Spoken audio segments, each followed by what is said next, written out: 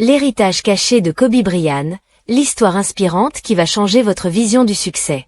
Le stade était plein à craquer, chaque siège occupé, chaque regard rivé sur la scène. Des milliers de personnes venues de tous les horizons attendaient avec impatience l'apparition de LeBron James. La superstar du basketball mondial ne donnait pas souvent de conférences sur le leadership et la réussite, mais aujourd'hui était différent. Parmi les spectateurs, de nombreux jeunes joueurs de basketball, certains accompagnés de leurs parents, d'autres venus avec leurs équipes entières, tous fébriles à l'idée d'entendre les conseils de celui qu'on surnommait King James. Les lumières s'éteignirent progressivement, plongeant le stade dans une semi-obscurité. Un projecteur s'alluma sur la scène centrale, révélant un simple pupitre et un micro. L'animateur de l'événement s'avança, accueilli par des applaudissements polis. Mesdames et messieurs, nous sommes honorés aujourd'hui d'accueillir l'une des plus grandes légendes du basketball mondial. Le public retint son souffle. Certains se penchèrent en avant, téléphone à la main, prêts à immortaliser ce moment. LeBron James. Une ovation assourdissante s'éleva alors que LeBron s'avançait sur scène, vêtu d'un costume bleu marine impeccable. Son sourire était chaleureux, sa démarche assurée. Il salua la foule d'un geste de la main, visiblement touché par l'accueil. Une fois les applaudissements calmés, LeBron s'approcha du micro, observant la salle comble avec un regard pénétrant.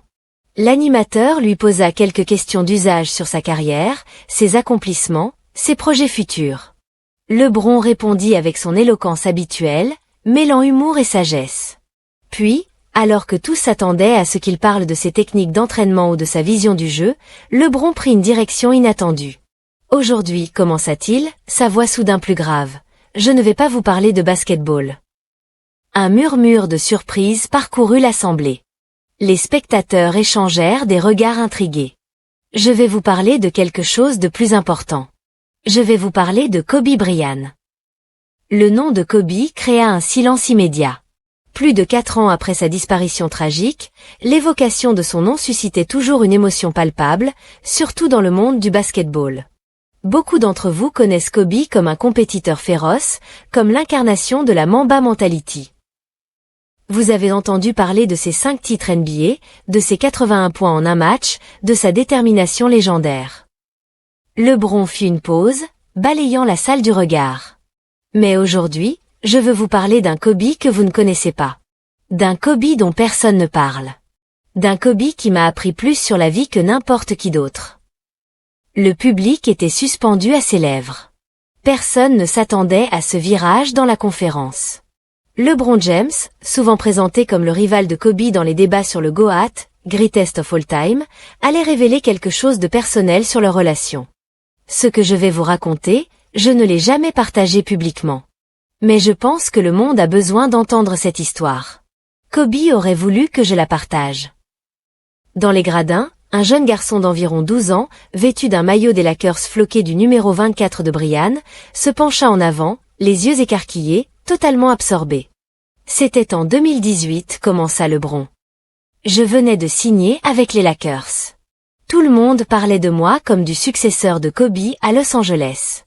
Les comparaisons étaient incessantes, et je sentais une pression énorme. LeBron prit une gorgée d'eau, ses yeux semblant se perdre dans ses souvenirs. Un soir, tard après un entraînement, alors que je me trouvais seul dans la salle de gym, mon téléphone a sonné. C'était Kobe. Il m'a simplement dit, retrouve-moi demain à 4 heures du matin à la salle. Pas bonjour, pas d'explication. Juste cette instruction. Des rires discrets parcoururent l'assemblée. Cette anecdote correspondait parfaitement à l'image que le public avait de Kobe. Direct, concentré, mystérieux. Je dois vous avouer que j'ai hésité, poursuivit LeBron avec un sourire. Qui se lève à 3h30 du matin pour aller s'entraîner? Kobe Bryant, bien sûr. Les rires s'intensifièrent. Mais j'y suis allé. Et ce qui s'est passé ce matin-là a changé ma vision de Kobe, du basketball et de la vie en général. LeBron marqua une pause dramatique, s'assurant que chaque personne dans la salle était pendue à ses lèvres. Quand je suis arrivé à la salle, Kobe était déjà là, mais il n'était pas seul. Il y avait un jeune homme avec lui, dans un fauteuil roulant. Kobe me l'a présenté comme Miguel, un fan qui rêvait de devenir basketteur avant qu'un accident ne le paralyse des jambes. LeBron s'arrêta un instant, visiblement ému par ce souvenir. Ce que j'ai découvert ce jour-là, c'est que Kobe rencontrait Miguel tous les mois depuis 2 ans. En secret, sans caméra, sans publicité. Il l'aidait dans sa rééducation, lui apprenait des techniques de tir adaptées, mais surtout, il l'écoutait et le guidait. Un silence respectueux s'installa dans la salle. Cette image de Kobe contrastait avec celle du compétiteur impitoyable que les médias avaient souvent dépeint. Kobe m'a dit, « LeBron, tu te demandes pourquoi je t'ai fait venir ? C'est simple. À partir de maintenant, c'est toi qui prendras la relève avec Miguel. Il a besoin de quelqu'un qui comprend ce que signifie porter un fardeau. Je t'ai choisi parce que je sais que tu comprends ça mieux que quiconque. » LeBron prit une respiration profonde, ses émotions visibles même depuis les gradins les plus éloignés. Ce jour-là, j'ai compris quelque chose d'essentiel sur Kobe. Derrière le masque du Black Mamba, il y avait un homme profondément conscient de sa responsabilité envers les autres. Un homme qui comprenait que le véritable héritage ne se mesure pas en trophées, mais en vie touchée.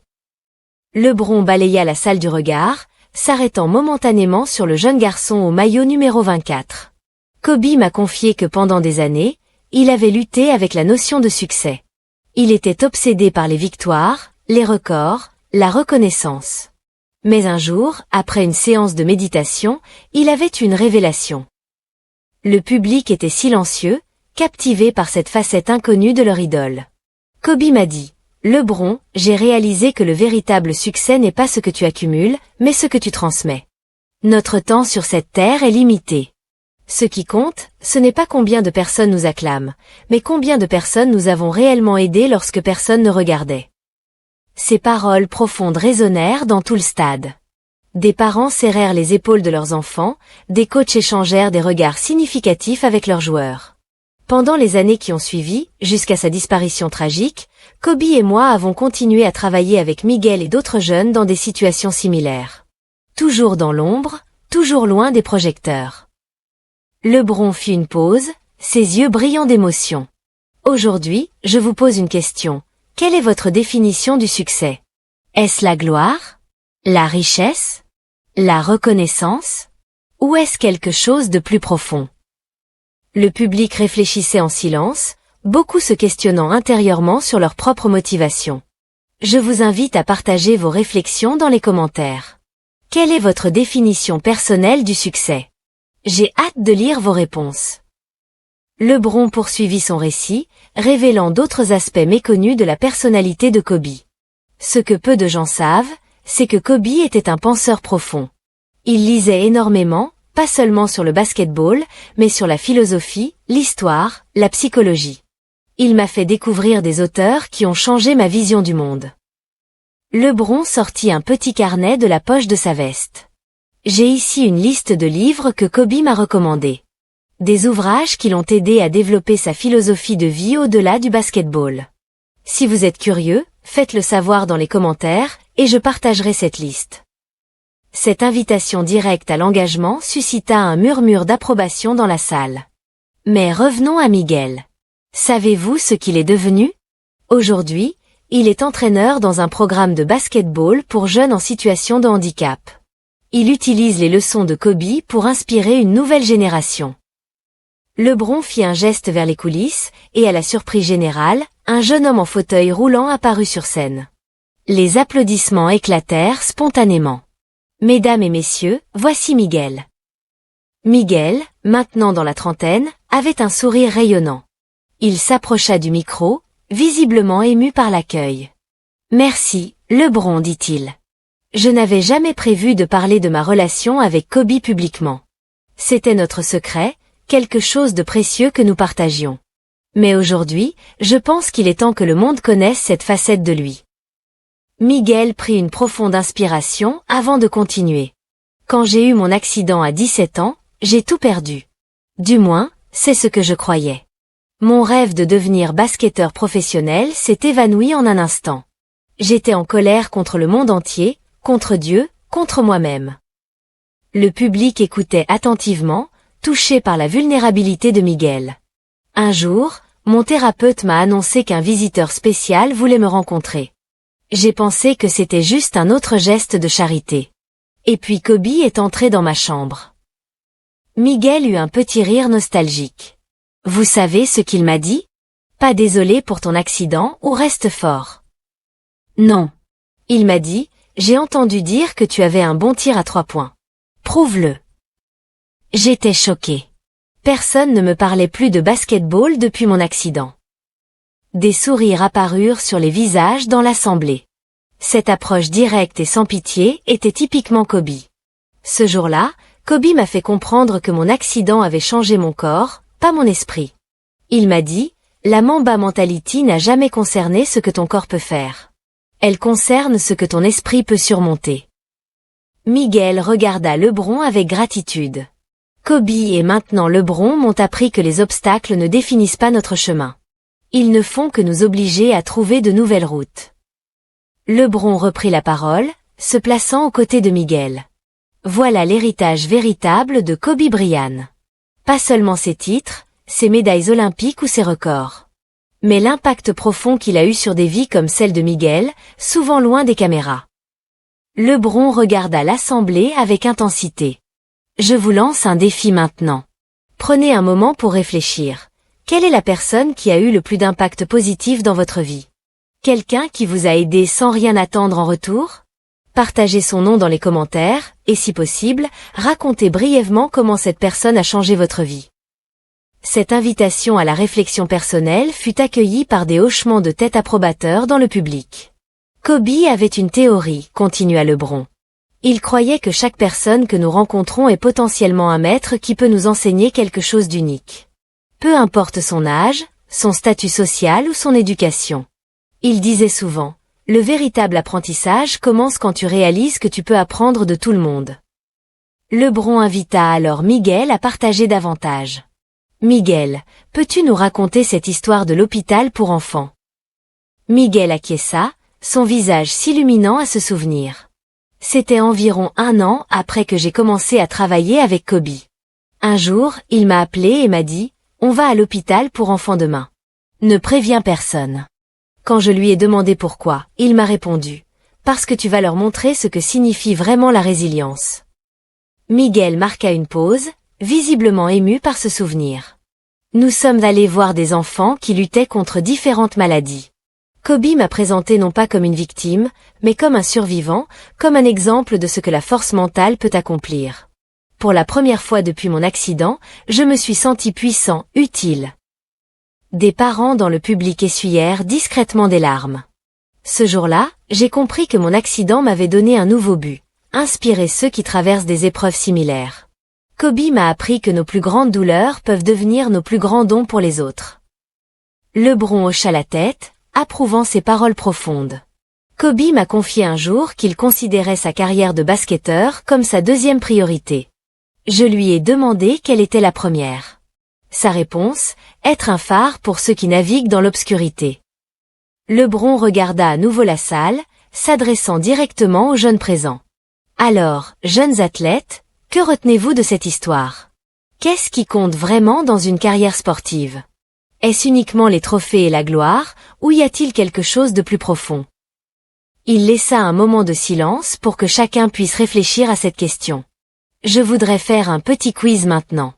Selon vous, quel était le livre préféré de Kobe Bryant? Je vous donne 3 options. A. L'art de la guerre de Sun Tzu. B. Le Petit Prince d'Antoine de Saint-Exupéry. Ou C. L'alchimiste de Paulo Coelho. Laissez votre réponse dans les commentaires. Le public s'anima, beaucoup discutant déjà de leur choix avec leurs voisins. La réponse vous surprendra peut-être, sourit LeBron. C'était Le Petit Prince.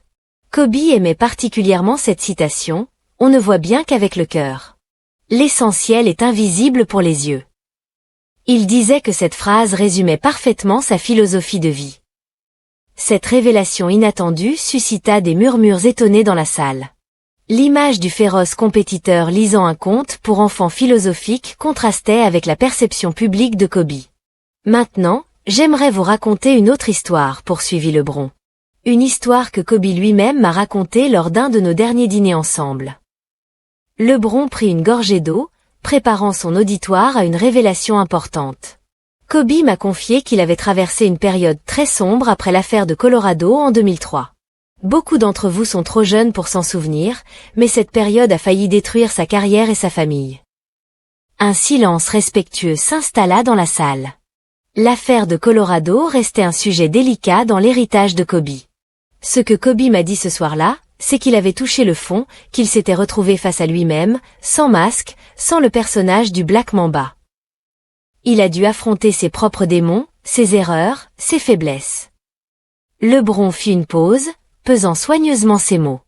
Kobe m'a dit, « LeBron, j'ai réalisé que ma plus grande adversaire n'était pas sur le terrain. C'était moi-même. J'ai passé des années à construire cette image du guerrier parfait, du compétiteur sans faille. Mais la vérité est que nous sommes tous humains, tous faillibles. » Ces paroles profondes résonnèrent dans la salle. Même les plus jeunes spectateurs semblaient comprendre l'importance de cette confession. C'est après cette crise personnelle que Kobe a commencé à s'impliquer discrètement dans des œuvres caritatives, notamment auprès de jeunes en difficulté. Il ne cherchait pas la rédemption publique, mais une guérison personnelle. LeBron regarda l'assistance avec compassion. Combien d'entre nous portent un masque au quotidien? Combien d'entre nous ont peur de montrer leurs faiblesses, leurs doutes? D'où nous suivez-vous aujourd'hui? Partagez votre pays dans les commentaires, et dites-nous si dans votre culture, il est facile ou difficile de montrer sa vulnérabilité. Cette invitation à la réflexion personnelle et au partage créa une atmosphère de communion dans la salle. Kobe m'a appris que la vraie force ne consiste pas à cacher ses faiblesses, mais à les affronter. À les transformer en force. C'est ce qu'il a fait après cette période difficile, en devenant non seulement un meilleur joueur, mais aussi un meilleur homme, un meilleur père, un meilleur mentor. Miguel intervint, ajoutant sa perspective. La première fois que j'ai rencontré Kobe, j'étais intimidé. Je voyais la légende, le champion. Mais au fil du temps, j'ai découvert un homme qui avait ses propres cicatrices, ses propres combats intérieurs. Et c'est précisément cette humanité qui m'a le plus inspiré. LeBron hocha la tête en signe d'approbation. Kobe comprenait que l'invulnérabilité est un mythe. Il savait que c'est dans nos failles, dans nos échecs, que nous trouvons notre véritable force. LeBron fit quelques pas sur scène, comme pour rassembler ses pensées. Je vais vous confier quelque chose de personnel maintenant. Quelque chose que Kobe m'a dit lors de notre dernier appel téléphonique, juste quelques jours avant l'accident. Le public était suspendu à ses lèvres, conscient de l'importance de ce moment. Kobe m'a dit, « LeBron, je veux que mon héritage soit celui d'un homme qui a inspiré les autres à être la meilleure version d'eux-mêmes. Pas juste dans le sport, mais dans la vie. Je veux qu'on se souvienne de moi comme de quelqu'un qui a aidé les autres à trouver leur lumière intérieure. » LeBron s'arrêta, visiblement ému par ce souvenir. Et c'est exactement ce qu'il a fait. Avec Miguel, avec moi, avec tant d'autres.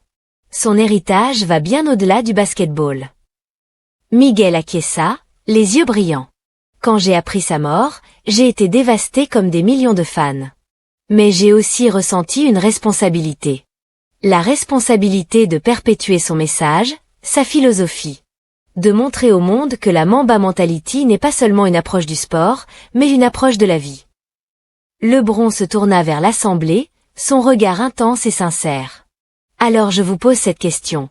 Que signifie la Mamba Mentality pour vous? Est-ce simplement une détermination à gagner, ou est-ce quelque chose de plus profond? Partagez vos réflexions dans les commentaires. Cette invitation directe promettait de générer une riche discussion parmi les spectateurs et les futurs spectateurs de la vidéo. Kobe croyait fermement que chacun de nous a un potentiel illimité. Il disait souvent, les limites n'existent que dans l'esprit. Une fois que tu les dépasses dans ton esprit, ton corps suivra. LeBron fit un geste vers Miguel. Miguel en est la preuve vivante. Quand il a commencé à travailler avec Kobe, il pouvait à peine tenir un ballon de basket sans trembler. Aujourd'hui, il est l'un des meilleurs tireurs en fauteuil que j'ai jamais vu. Miguel sourit modestement. C'est grâce à la patience de Kobe.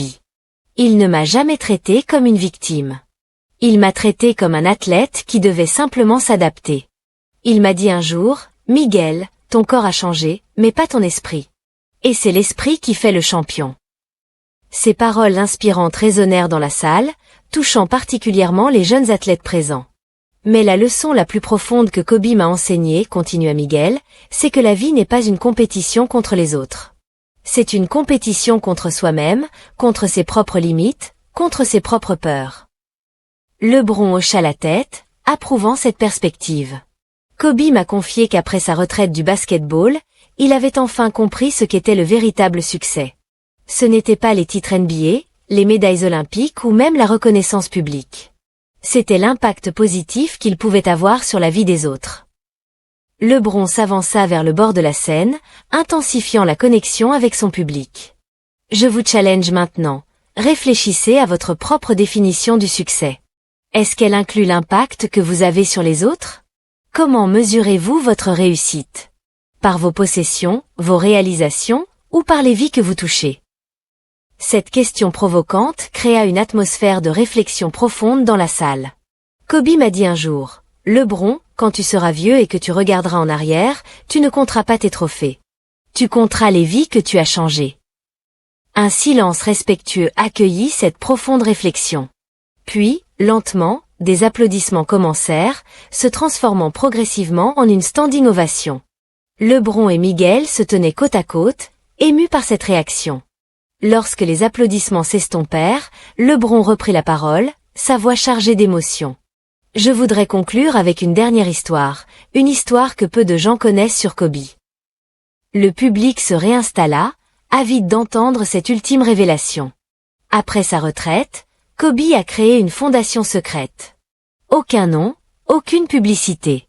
Cette fondation avait pour but d'aider des jeunes issus de quartiers défavorisés à réaliser leurs rêves, qu'ils soient sportifs, artistiques ou académiques. LeBron fit une pause, laissant cette information importante pénétrer les esprits. Kobe finançait personnellement cette fondation. Il prenait le temps de rencontrer chaque jeune, de comprendre ses rêves, ses obstacles. Il ne voulait pas être reconnu pour cela. Il me disait, ce n'est pas à propos de moi. C'est à propos d'eux. La salle était silencieuse, captivée par cette facette inconnue de leur idole.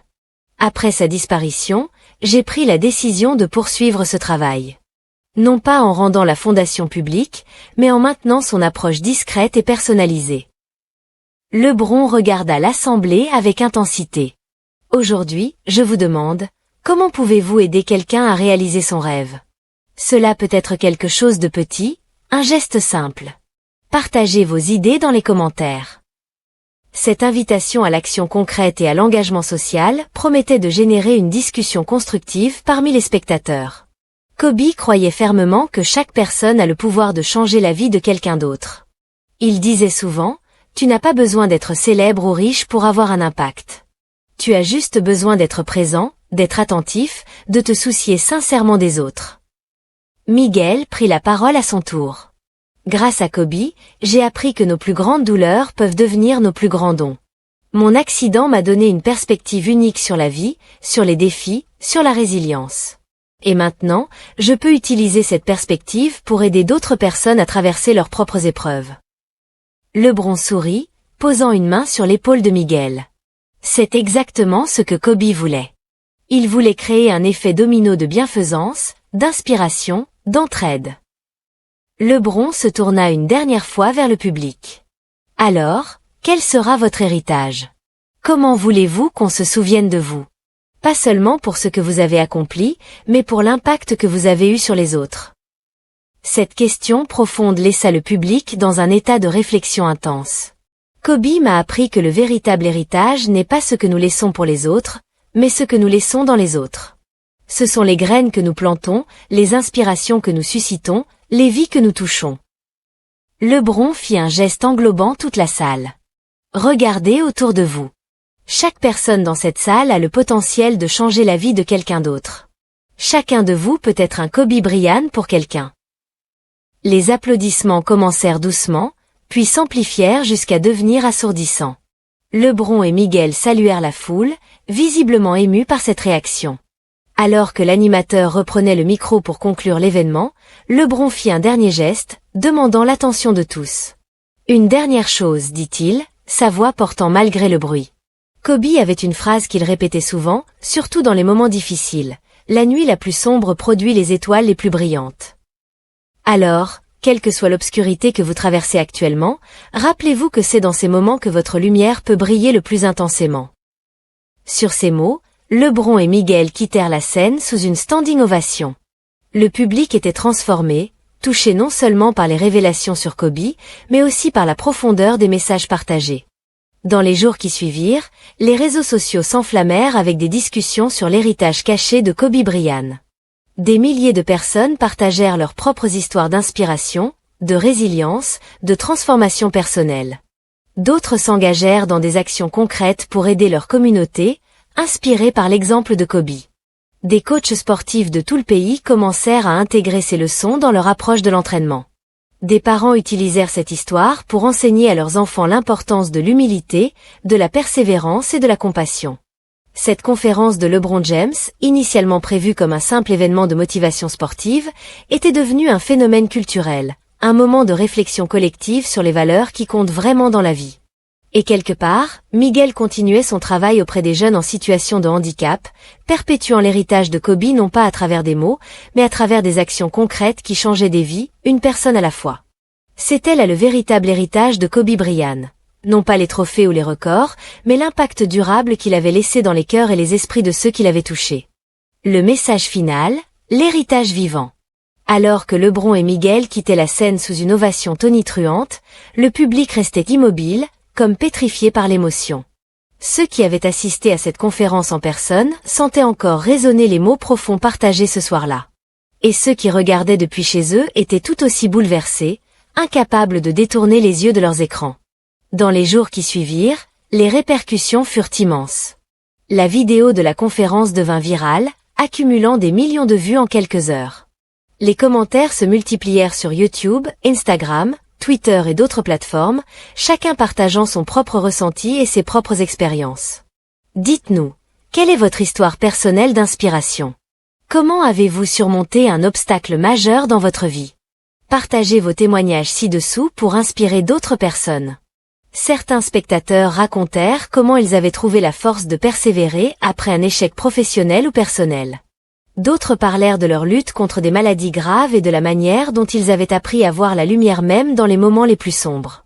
Chaque commentaire ajoutait une nouvelle dimension au message de Kobe Bryant, transformant une simple conférence en un mouvement mondial. L'effet domino, une nouvelle génération inspirée. Miguel, quant à lui, continua à travailler avec passion auprès des jeunes en situation de handicap. Il créa un programme appelé Mamba Wheels, où il enseignait non seulement les techniques du basketball adapté au fauteuil roulant, mais aussi les principes de la Mamba Mentality. Son objectif était clair, montrer à ces jeunes qu'ils pouvaient être des leaders, des athlètes, des artistes, peu importe les limites physiques qu'ils rencontraient. Un jour, alors qu'il coachait une équipe de jeunes basketteurs lors d'un tournoi local, Miguel reçut une surprise inattendue. Un adolescent timide, assis dans un fauteuil roulant à l'écart du terrain, attira son attention. Le garçon semblait fasciné par le jeu, mais hésitant à participer. Miguel s'approcha doucement et s'accroupit à sa hauteur. « Et, tu t'appelles comment ?» demanda-t-il avec un sourire chaleureux. « Liam » répondit le jeune homme, presque dans un murmure. « Tu sais jouer au basket ?» continua Miguel. Liam secoua la tête. « Je ne peux pas, mes jambes. » Miguel posa une main rassurante sur son épaule. « Écoute-moi bien, Liam. Le basketball n'est pas qu'une question de jambes. C'est une question de cœur. Si tu veux essayer, je suis là pour t'aider. » Ce simple geste rappela à Miguel son propre parcours et les paroles exactes que Kobe lui avait adressées des années auparavant. Il réalisa alors à quel point l'héritage de Kobe vivait encore aujourd'hui, transmis de génération en génération. Quiz rapide. Que pensez-vous de la Mamba Mentality? A. C'est une philosophie universelle applicable à tous les domaines. B. C'est uniquement lié au sport. C. Autre chose? Répondez dans les commentaires. L'héritage secret de Kobe, une fondation invisible. Pendant ce temps, LeBron poursuivait discrètement le travail commencé par Kobe avec sa fondation anonyme. Grâce à son influence, il réussit à attirer l'attention de plusieurs autres stars du sport et de l'industrie, qui décidèrent de rejoindre la cause sans chercher de reconnaissance publique.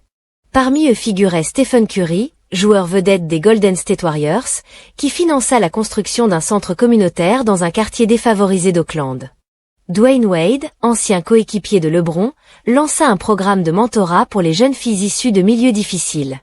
Chacun contribuait à sa manière, respectant ainsi la volonté de Kobe de rester humble et discret.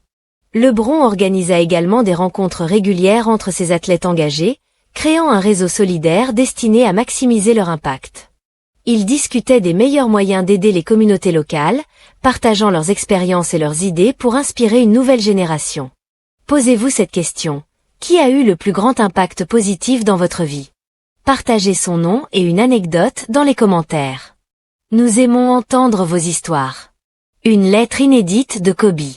Quelques mois plus tard, lors d'une autre conférence organisée par LeBron, une révélation inattendue fut faite. Un document précieux découvert parmi les affaires personnelles de Kobe fut présenté au public.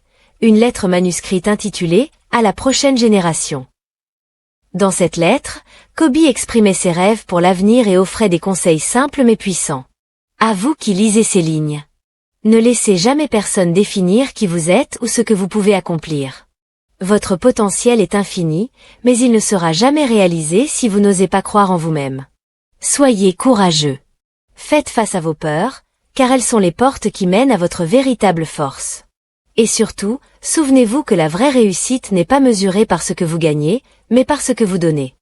Inspirez les autres, aidez-les à briller, et ensemble, nous créerons un monde meilleur. Avec toute ma gratitude. Kobe.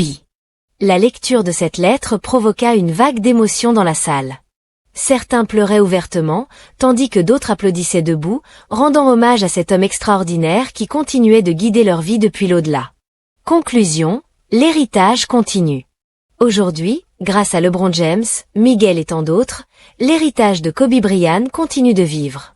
Il ne s'agit plus simplement d'un nom gravé dans l'histoire du basketball, mais d'une philosophie de vie qui transcende les frontières, les cultures et les générations.